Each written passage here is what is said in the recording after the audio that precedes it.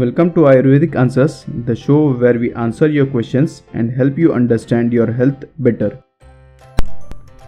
Our question for today is: what can parents do to ensure their children's good health now that schools are about to reopen and that children will be going to school? We as parents are most worried about our children catching an infection. What if they fall ill? How bad would the infection be? But then have we noticed that we are rarely worried about accidents or falls, etc. If we really see, they are also as likely as infections. But we teach our children to take care while crossing the road, to be careful when going up and down the stairs or using the elevators and escalators, being careful when using scissors, right? We never stop them from going or playing with the fear that they may get hurt. Similarly, we need to teach them how to keep themselves safe from infections instead of restricting their lives. Viruses are not something new. They have been around for many years. Now let's see how does an infection actually happen.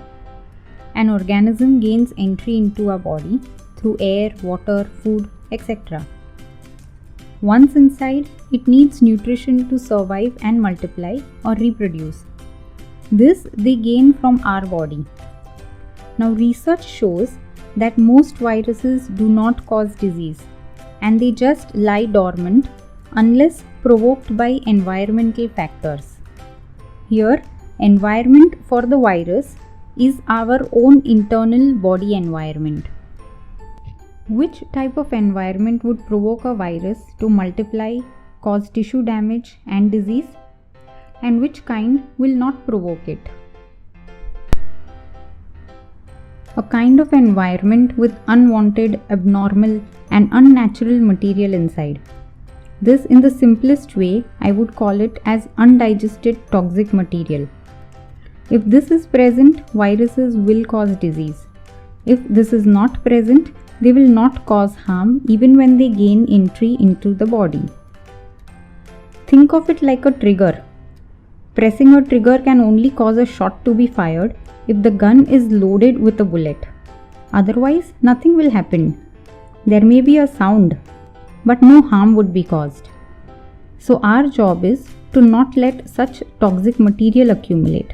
This is immunity. If there is no such material to block normal communication between the cells, the body's intelligence will take care of the virus. There are three main ways in which we accumulate these toxins. Number 1, by not digesting our food well. Number 2, by not eliminating the daily waste properly. And number 3, by regularly ingesting harmful chemicals. And now we'll talk about the ways to avoid this accumulation. What is it that parents need to take care of so that their children's digestion is good, they eliminate the wastes properly, and a little bit of control over what kind of things they are ingesting. The first and the most important point is timing of a meal. Make sure your child has a good hunger whenever he sits to eat. No hunger simply means no digestive juices, and that means no digestion of whatever he or she may be eating. That in itself is a big cause of accumulating toxic waste because it's not being digested by the body. The second point is take time to understand the type of food he is feeling like eating. Give him that quality from among the healthy food. For example, if a child is craving spicy food, give him food prepared with ginger, chilies, pepper, cumin, etc. Give him chutneys. Instead of roti, let him have a mooli paratha or a palak paratha cooked along with these spices. At such a time, do not go for spicy chips. Similarly, if a child is craving sweets at a certain time, let them have chiku, let them have other sweet fruits, or the child can have some coconut, dates, jaggery. All this is always a much better option than opening up a packet of biscuit. Paying attention to this demand of taste is extremely important because the body has an inbuilt system which demands a specific type of taste for a specific type of work to be done. So if there is some undigested material inside the body may crave spicy food, spicy, salty, crispy kind of things, and there is no harm in having such food at that time. In fact, it should be had. At that time, we cannot force the child to have opposite food because that would be going against his normal body intelligence. Now again, this is possible when at first you put the child in a habit of having natural home cooked food instead of the processed packaged foods. Once he should have it clear in his mind that just asking for a particular taste is not going to get him the chips or the biscuit packet. The next point is maintaining good timings, like a routine for the child. Any child above the age of 5 should be waking up between 6 to 7 am in the morning. He should be having his breakfast by 9 am latest, lunch between 12 to 1, a snack in the evening around 4 pm, and dinner should be between 7 to 7:30 latest. Once dinner is done at 7:30, he should start winding down and go to bed by 9 to 10 latest as the child's age increases. Next comes personal hygiene. You should put the child in a good habit for having a proper bath every day in the morning, in the night again if required depending on the season. After the bath, wear nicely washed clean clothes. The bed sheet used on their child's mattress has to be regularly washed and it should be clean. Even socks that a child will wear, put him in the habit that he will just not stand unwashed socks. That is how it should be. And these are things that the child should gradually be doing on his own. Around the age of 6, 7, these are things that he should manage on his own. Next is sleep. Enough sleep in terms of quantity is extremely important, and the timing of that sleep is all the more important. Like as I said earlier, a child should be in bed latest by 10, gone off to sleep, because 10 to 12 is the best sleep for a growing up child. And as he sleeps early, naturally he will have the habit of waking up early as well. This will facilitate a normal regular bowel movement. If the child sleeps up till 9 o'clock, 10 o'clock, 11 o'clock in the morning, there is absolutely no way for him to have a normal intestinal movement and a proper motion. Talking about motions, for smaller children, it is the parents' job to keep an eye on the regularity of their bowel movements, whether they have any discomfort with it, the type of motion that the child passes on a regular basis. Okay, and any problem with these things should be rectified first, because that's how the body starts signaling that there is something wrong with the digestion. Now, for children who are a bit older, this information should be passed on to them. And they must inform the parents if they find anything abnormal in maybe they are not able to pass motion properly, or they have any kind of complaints with it. This is what they should bring to the parents' notice so that it can be worked upon. Next is the point of physical activities. A child has to be playing. He cannot be sitting on a chair the entire day watching TV, nor can he be sitting and just studying or writing or playing games which require him to sit all the while. He has to be active, moving around, running around, jumping, climbing. These are things that should happen during childhood. About food, the food should have a lot of variety.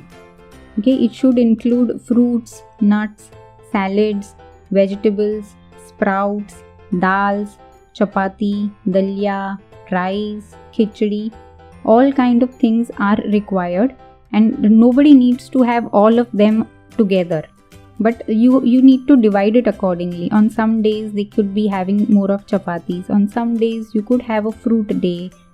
And now talking about starches, we all the time feel a child should be having chapati, rice, khichdi. But on some days the child may just not feel like eating these things, and there is no reason to force it. Starches like potato, tapioca or sweet potatoes, these are also a very tasty and a variety in the form of starches. So if a child doesn't feel like having chapati on a particular day, you could suggest boiled potatoes or a potato chaat, and I'm sure most children love it. So that could be a good variation for that particular day. Similarly, there are things which should not be recurring on your menu frequently, and the topmost among this would be all kind of processed foods. Anything that you get in a packet, biscuits and chips and all sorts of dry snacks, they're extremely fried or baked and lots of preservatives and chemicals in it. These are things that these can be had once in a while if you are out or just for a change sometime, just because it's all around. You cannot force the child to completely abstain from it. That in itself would create another problem. But then make the child understand that these are things reserved for some particular time when they can be enjoyed. But this is not a normal food, and we cannot be having this on a daily basis.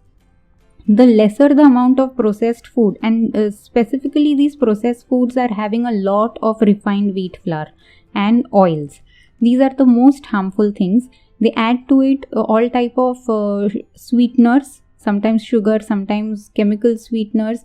This is what makes the combination extremely bad, and this kind of food could kill a normal appetite in a child. So after that he will not have the normal food that is prepared at home. And the next thing is, this food in itself will not be processed by the body. So it has nothing but it's just going to go and sit there. So this is the toxic waste we are talking about. So if this kind of chemicals come into the body on a regular basis or in a high quantity, then the body is not going to be processing all of it or eliminating it completely, and it starts getting stored.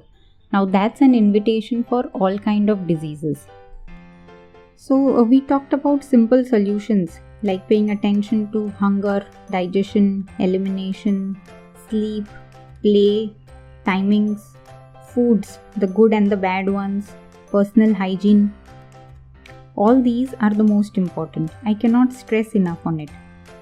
If these are not taken care of, we cannot protect our children. If doing this requires us to change, we must. For example, if it means that to maintain a child's timings, at least one of the parent needs to change his or her type of work or the timing of work, then I think that should be done. And children go by example. We all know that they do.